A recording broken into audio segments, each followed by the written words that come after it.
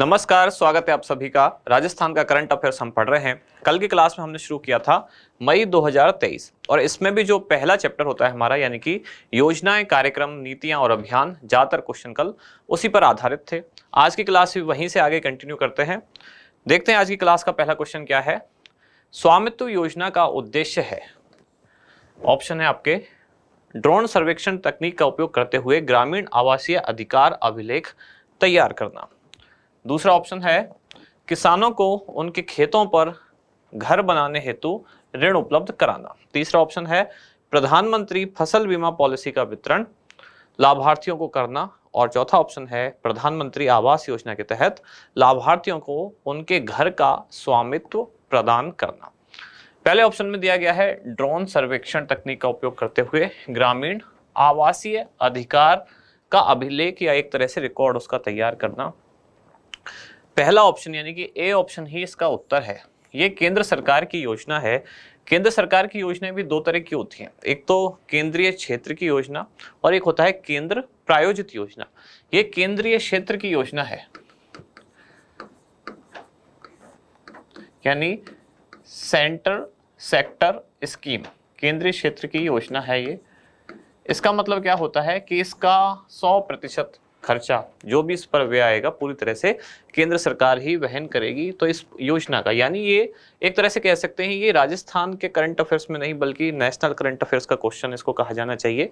लेकिन हम राजस्थान में क्यों पढ़ रहे हैं, क्योंकि राजस्थान के अभी अभी 8 और जिले इसमें शामिल किए गए हैं इस योजना के तहत। इन 8 और जिले में जो ग्रामीण क्षेत्रों के आवासीय अधिकार अभिलेख हैं उनका ड्रोन सर्वेक्षण करके उनका रिकॉर्ड तैयार किया जाएगा। केंद्रीय क्षेत्र की योजना है, शुरू हुई थी ये 24 अप्रैल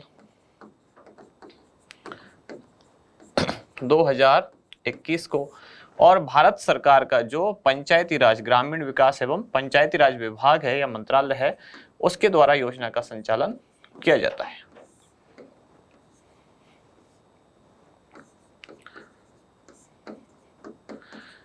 अब ये मंत्रालय राजस्थान की बात नहीं हो रही है, भारत सरकार। तो एक तरह से ये नेशनल करंट अफेयर्स का क्वेश्चन है। राजस्थान में इसलिए पढ़ रहे हैं क्योंकि राजस्थान के 8 और जिलों को अभी इस योजना में शामिल किया गया है यानी कि वहाँ के जो ग्रामीण क्षेत्र हैं ड्रोन तकनीक का उपयोग करते हुए अब आवासीय अधिकार अभिलेख तैयार किए जाएंगे। ये प्रधानमंत्री फसल बीमा पॉलिसी का वितरण, ये योजना कौन सी है, मेरी पॉलिसी मेरे हाथ, कुछ दिन पहले हमने पढ़ा भी था। किसानों को खेतों पर घर बनाने के लिए भी ऋण प्रदान किया जा रहा है, उस पर भी अनुदान दिया जा रहा है, ये अलग योजना है। स्वामित्व योजना किससे संबंधित है, तो ड्रोन तकनीक का उपयोग करते हुए ग्रामीण आवासीय अधिकार अभिलेख तैयार करना। अगला क्वेश्चन क्या है, ग्लोबल स्टोन टेक्नोलॉजी फोरम 2023 का आयोजन निम्नलिखित में से किस स्थान पर किया गया था। ऑप्शन है आपके किशनगढ़, राजसमंद, मकराना या फिर जैसलमेर। क्या है उत्तर इसका, सॉरी ए नहीं, इसका उत्तर होगा राजसमंद यानी कि B. Global stone technology forum 2023 का आयोजन किया गया था राजसमंद में, कब, 3 और 4 मई को। 2023 तो ऑब्वियसली है यानी कि इसी साल किया गया है।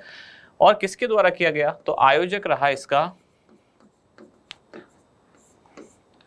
CDOS या CDOS जिसको बोलते हैं। क्या है ये CDOS, centre for development of stones, centre for development of stone, ये इसका आयोजक रहा। और इसके साथ साथ सह आयोजक, तो ये कौन रहा, फिक्की।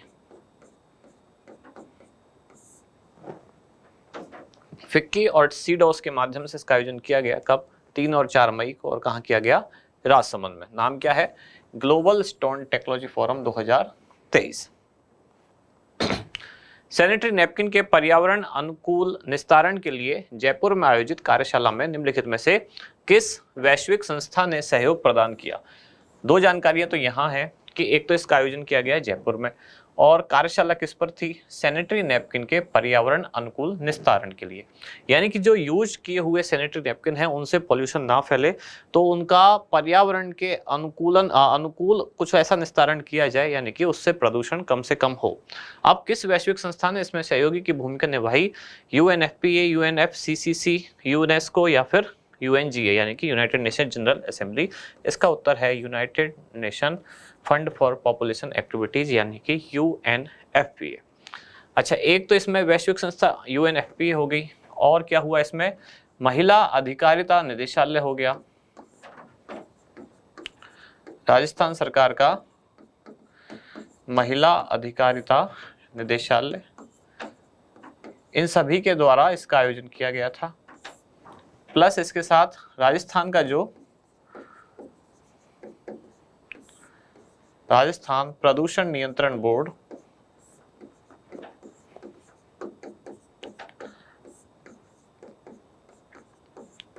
और केंद्र सरकार का जो सेंटर किससे रिलेटेड है, साइंस एंड एनवायरनमेंट से, भारत सरकार का, वो भी इसमें शामिल रहा, सेंटर फॉर साइंस एनवायरनमेंट। ये किसका, साइंस एनवायरनमेंट, भारत सरकार। ये कहाँ है, नई दिल्ली। एनवायरनमेंट को केवल मैंने शॉर्ट में लिख दिया है, science environment, centre for science environment, Bharat सरकार, नई दिल्ली। ये सभी इसमें सहयोगी रहे। तो वैश्विक संस्था कौन सी सहयोगी थी, यूएनएफपी।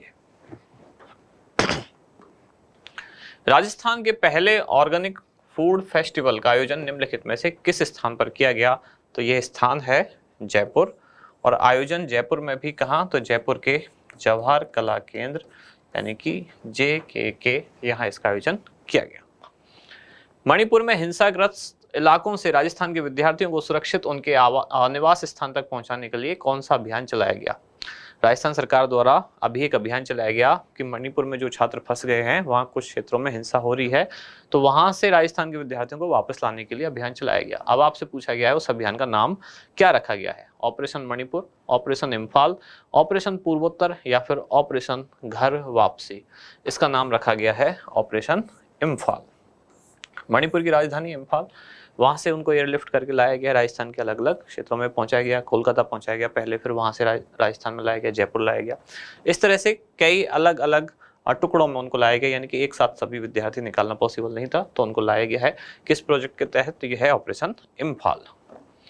राज्य कृषि बजट 2023-24 की घोषणा के अनुसार राजस्थान युवा कृषक कौशल एवं क्षमता संवर्धन मिशन के तहत स्नातक व स्नातकोत्तर कक्षाओं में कृषि विषय में अध्ययनरत छात्राओं को दी जाने वाली प्रोत्साहन राशि कितनी है। स्नातक व स्नातकोत्तर यानी कि यूजी और पीजी। अब इनमें पूछा गया है प्रोत्साहन राशि कितनी है। राज्य सरकार द्वारा एक योजना संचालित है, एक मिशन संचालित है, राजस्थान युवा कृषक कौशल एवं क्षमता संवर्धन मिशन। इसी मिशन के एक सब पार्ट के तौर पर, यानी कि एक योजना और संचालित है कि कृषि में जो छात्राएं अध्ययन कर रही हैं उसको राज्य सरकार द्वारा प्रोत्साहन राशि दी जाती है। अब किस किस को दी जाती है, तो 11th या 12th की छात्राएं हैं जो उन्होंने अगर एग्रीकल्चर सब्जेक्ट ले रखा है उनको दी जाती है। स्नातक या फिर स्नातकोत्तर यानी कि यूजी और पीजी, और या फिर पीएचडी, इन सभी कक्षाओं की छात्राओं को कब दी जाती है, अगर उन्होंने कृषि विषय लिया है।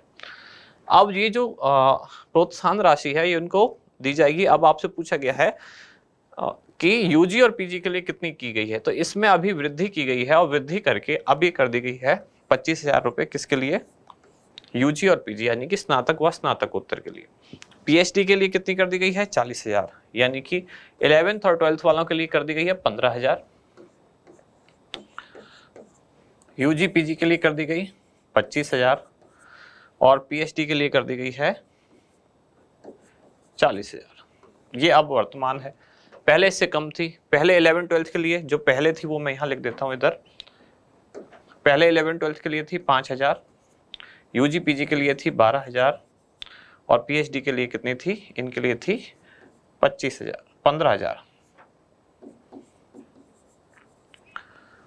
अब ये कितनी कर दी गई है, 15, 25 और 40। पहले थी 5, 12, 15।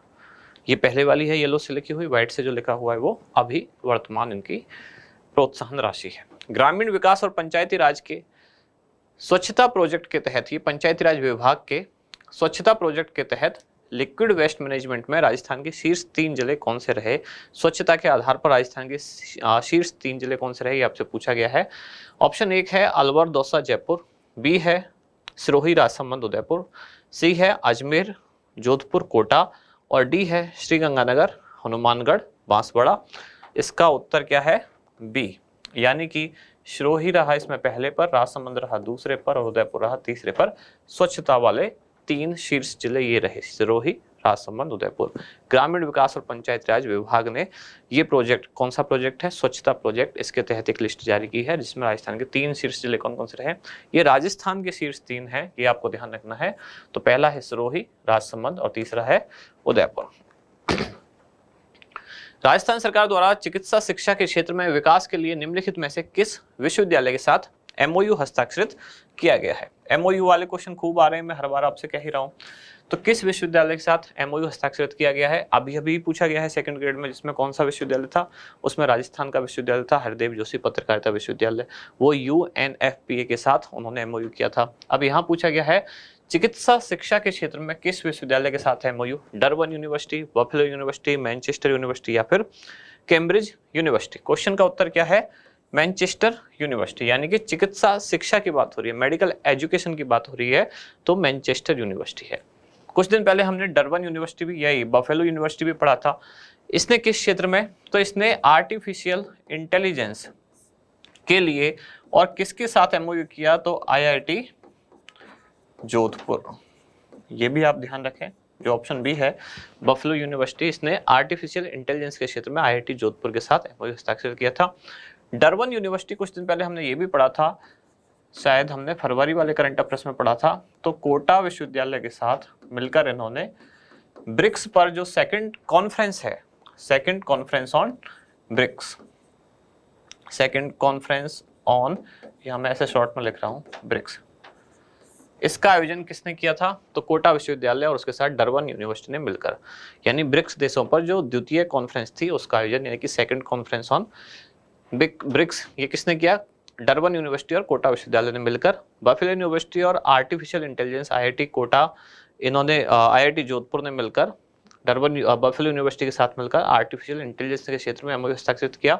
और मैनचेस्टर यूनिवर्सिटी, ये मेडिकल एजुकेशन से संबंधित है, आप ऐसे भी याद रख सकते हैं कि मैनचेस्टर माँ से स्टार्ट हो रहा है और मेडिकल एजुकेशन ये भी माँ से स्टार्ट हो रहा है, यानी ऐसे याद रख सकते हैं, शुरू का जो वर्ड है मैनचेस्टर मेडिकल एजुकेशन, यानी चिकित्सा शिक्षा से संबंधित है। शहरी पेयजल वितरण व्यवस्था सुधारने हेतु राजस्थान सरकार द्वारा निम्नलिखित में से किस देश के साथ एमओयू हस्ताक्षरित किया गया है। डेनमार्क का शहर है आहुस डेनमार्क, और उसके साथ साथ राजस्थान सरकार ने एक एमओयू यानी कि मेमोरेंडम ऑफ अंडरस्टैंडिंग समझौता पत्र हस्ताक्षरित किया, जिसका उद्देश्य क्या है, राजस्थान के शहरी क्षेत्रों में पेयजल वितरण जो व्यवस्था है उसको सुधारना। तो क्या है इसका उत्तर, डी। भारतीय सेना की सप्त शक्ति कमान द्वारा सुदर्शन शक्ति 2023 का अभ्यास का आयोजन कहां किया गया।